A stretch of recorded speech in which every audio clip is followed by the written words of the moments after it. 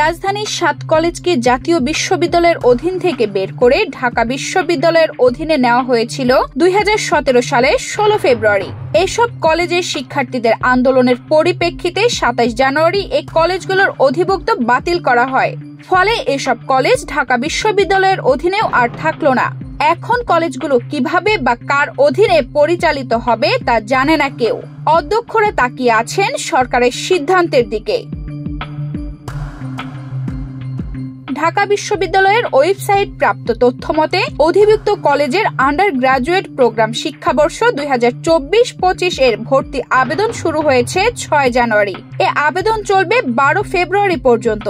তবে 29 জানুয়ারি রাতে ঢাকা কলেজের অধ্যক্ষ বাংলাদেশ প্রতিদিনকে জানায় এ ভর্তি আবেদন কার্যক্রম আপাতত স্থগিত করা হয়েছে। কিভাবে ভর্তি কার্যক্রম সম্পূর্ণ হবে এ ব্যাপারে কেউ কোনো তথ্য জানাতে পারেনি। সরকারি বাংলা কলেজের অধ্যক্ষ অধ্যাপক মোহাম্মদ কামরুল হাসান বলেন, শিক্ষা মন্ত্রণালয় ও ইউজিসি 7 কলেজ নিয়ে যে সিদ্ধান্ত জানাবে তা মেনে নেবে। বর্তমানে প্রথম বর্ষে শিক্ষার্থী ভর্তি কার্যক্রমের মৌসুম। আশা করি সরকার খুব দ্রুত এই বিষয়টি সমাধান করবে। ইডেন মহিলা কলেজের অধ্যক্ষ অধ্যাপক শামসুন নাহার বলেন, আমরা শিক্ষা মন্ত্রণালয় সচিবের সঙ্গে কথা বলে পরিস্থিতির বিষয়টি অবগত করেছি। হঠাৎ অধিভুক্তি বাতিলের পর কি করতে হবে এমন প্রস্তুতি আমাদের নেওয়া ছিল না। শিক্ষা মন্ত্রণালয় যেভাবে নির্দেশনা দেবে সেভাবেই চলবো। আমরা এখন পর্যন্ত কোনো নির্দেশনা পাইনি। কলেজগুলোতে আন্ডার গ্রাজুয়েট প্রোগ্রাম 2024-25 শিক্ষাবর্ষের যে ভর্তি কার্যক্রম চলছে তাও স্থগিত করা হয়েছে 29 জানুয়ারি। অধ্যক্ষরা বলছেন, সরকার যেভাবে সিদ্ধান্ত নেবে সেভাবেই চলবে এই 7 কলেজ। এই কলেজ নিয়ে বিভিন্ন পক্ষ থেকে পৃথক বিশ্ববিদ্যালয় গঠনের কথা বলা হলেও এর কোনো ধারণাই দিতে পারেনি কলেজগুলোর অধ্যক্ষরা।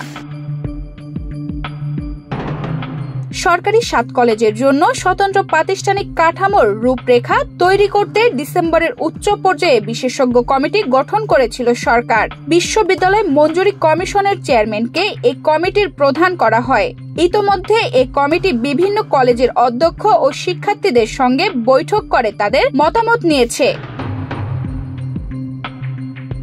এর মধ্যে আন্দোলনের পরিপ্রেক্ষিতে হঠাৎই কলেজগুলোর অধিভুক্তি বাতিল করতে বাধ্য হয় ঢাকা বিশ্ববিদ্যালয় কর্তৃপক্ষ।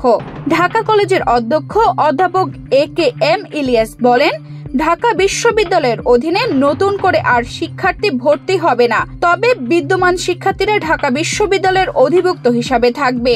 প্রথম বর্ষের ভর্তি কার্যক্রম আপাতত স্থগিত থাকবে। পরে সরকার যেভাবে সিদ্ধান্ত নেবে সেভাবেই পরিচালিত হবে 7 কলেজ। তানজিদা রহমান ইনায়া, বাংলাদেশ প্রতিদিন।